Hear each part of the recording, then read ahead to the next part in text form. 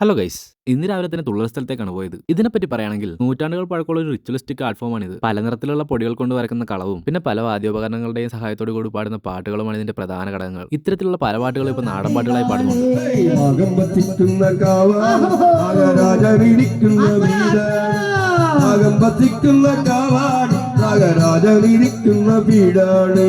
സർപ്പം തുള്ളൽ എന്ന് പറയുന്ന ഒരു തരത്തിൽ പ്രകൃതി ആരാധനയാണ്. ആരാധന എന്നതിലുപരി കുളങ്ങളുടെയും കാവുകളുടെയും സംരക്ഷണത്തിന് വേണ്ടി ഇത്തരത്തിലുള്ള പ്രകൃതി ആരാധനകൾ വഹിക്കുന്ന പങ്ക് വളരെ വലുതാണ്.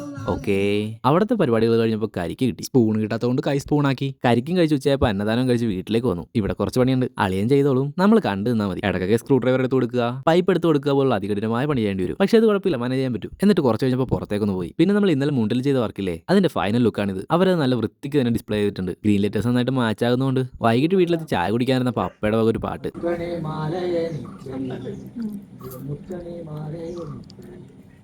ചായം കുടിച്ച് അവിടെയൊക്കെ കറങ്ങി നടന്ന് രാത്രിയായപ്പോൾ കളി കാണാനിരുന്നു. ഇന്ത്യ വേഴ്സസ് ന്യൂസിലൻഡ് T20 ഫൈനൽ. മുത്തശ്ശി ഇരുന്ന് സീരിയൽ കാണുന്നതുകൊണ്ട് ഞങ്ങൾ ഫോണിലാണ് കളി കാണുന്നത്. സഞ്ജുവിന്റെ കളി കണ്ടിട്ട് കോരിത്തിരിക്കുന്നു. ചെക്കൻ ഒരു രക്ഷയില്ല. പക്ഷെ വിക്കറ്റ് പോയപ്പോൾ നല്ല സങ്കടമായി. ഇന്ത്യയുടെ ബാറ്റിംഗ് കഴിഞ്ഞപ്പോൾ എല്ലാവരും കൂടെ ഫുഡ് കഴിക്കാനിരുന്നു. പിന്നെ ന്യൂസിലൻഡിന്റെ ബാറ്റിംഗ് തുടങ്ങി കുറച്ച് കഴിഞ്ഞപ്പോൾ പുറത്തേക്ക് ഇറങ്ങി. ഇവിടെ ലൈവ് സ്ട്രീമിംഗ് ആണ്. അണ്ണൻ അങ്ങനെ സാധാരണ ഫുട്ബോളും ക്രിക്കറ്റൊന്നും കാണാറില്ല. പക്ഷേ ഇന്ത്യ ഡി കഴിഞ്ഞ 3 മാച്ച് കണ്ടു.